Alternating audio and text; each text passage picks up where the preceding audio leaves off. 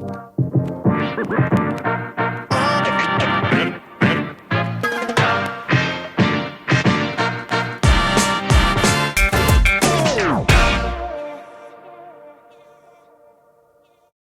family. Hi guys. It's Tuesday, so it is time for another short tip.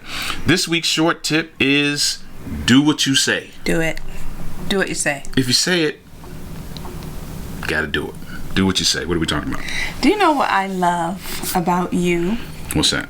Is that you are a man of integrity. I love that. I think it's super sexy that you do what you say. Okay. I think that's really, really great. You know what goes along with integrity? What I think is the other side of integrity is also, you make a promise or you say you're going to do something to your spouse, and then you go ahead and start doing it and you realize that it's more challenging than you thought it would be. I love that when that happens, you talk it through, you communicate with me. And so that I'm not stuck in the dark like, well, what's going on? Why is nothing happening?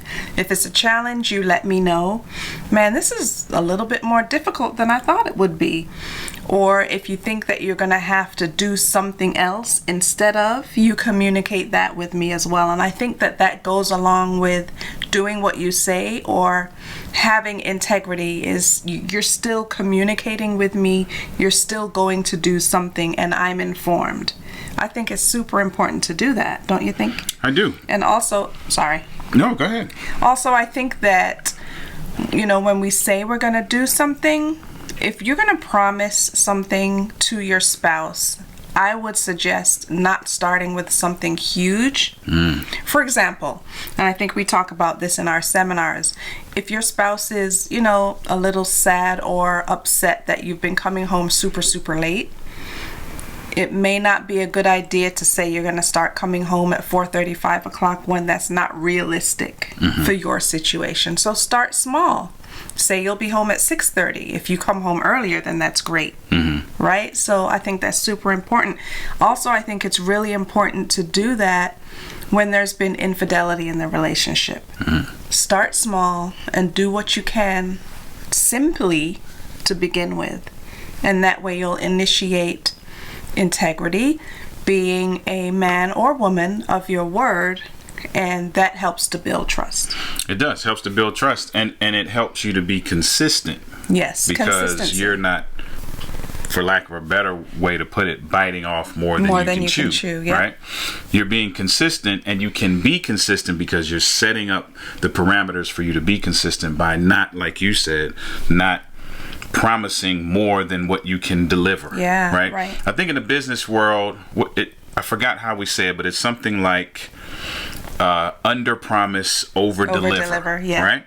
The same thing works in relationships. Right. You need to be able to say what it is you're going to do and do it.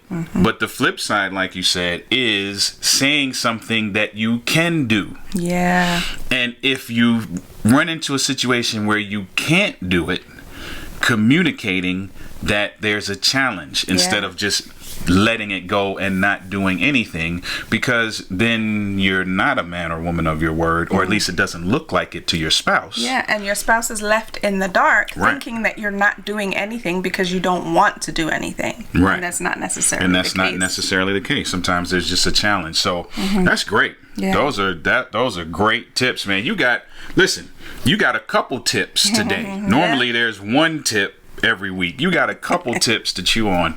So that's our tip for you this week. Do what you say. Do what you say. Make sure you're communicating. Make sure you're setting up parameters for your own success. Yeah. And for the success of your relationship. That's good. Like that? Yeah. Alrighty. That's all we have for you today. God bless. God bless.